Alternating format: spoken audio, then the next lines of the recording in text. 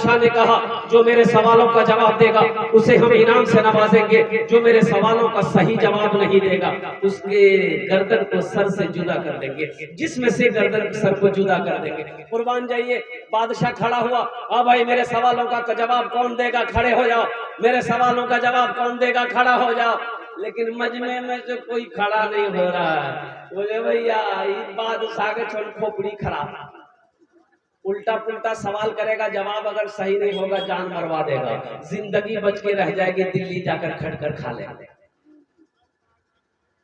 बादशाह चिल्लाता रहा, मेरे सवालों का जवाब कौन देगा, कोई जवाब देने के लिए तैयार नहीं। एक नौजवान खड़ा हुआ, बोला कि हुजूर मैं दूंगा आपके सवालों का जवाब। तो बादशाह ने कहा कि सोच लिया, आप सवाल कीजिए, जो होगा देखा जाएगा।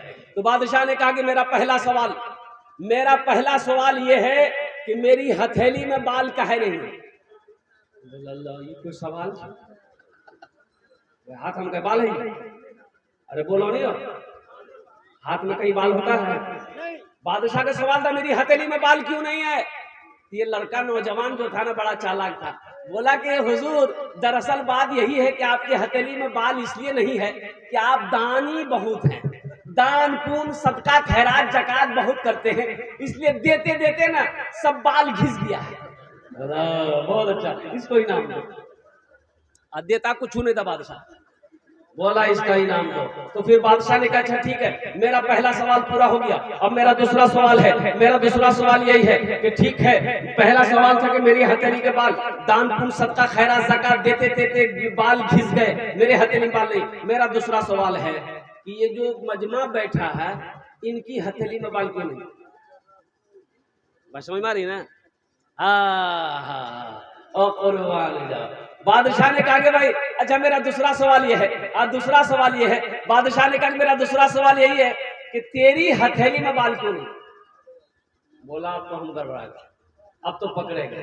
तो असल बात यह है, नौजवान ने फिर कहा कि हुजूर असल बात यही है कि आपके हथेली में बाल नहीं है, देते देते सब घिस गया है।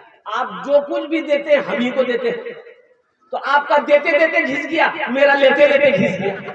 बहुत अच्छा ठीक है। मेरा तीसरा सवाल है, ये हजारों का मजमा बैठा है, इनकी हथेली में बाल क्यों नहीं है। ये नौजवान बोला कि हुजूर दरअसल बात ये है कि आप जो कुछ भी देते हैं हम ही को देते हैं, तो आपका देते देते घिस गया, मेरा लेते लेते घिस गया। ये हजारों का मजमा जो है अफसोस से हाथ मलते मलते घिस गया।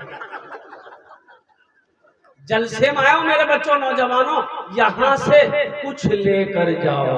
नमाज का एक पैगाम मैंने पहले ही कहा था कि नबी से प्यार करना है। आपने हाथ उठाया कि इंशाअल्लाह हम नबी से मोहब्बत करेंगे, नबी से प्यार करेंगे, नबी से प्यार करेंगे, नबी से मोहब्बत करेंगे, सच्चे पक्के आशिक़े रसूल बनेंगे। तो आशिक़े रसूल की ये पहचान है कि नबी के सीरत के मुताबिक अपनी जिंदगी गुजारना।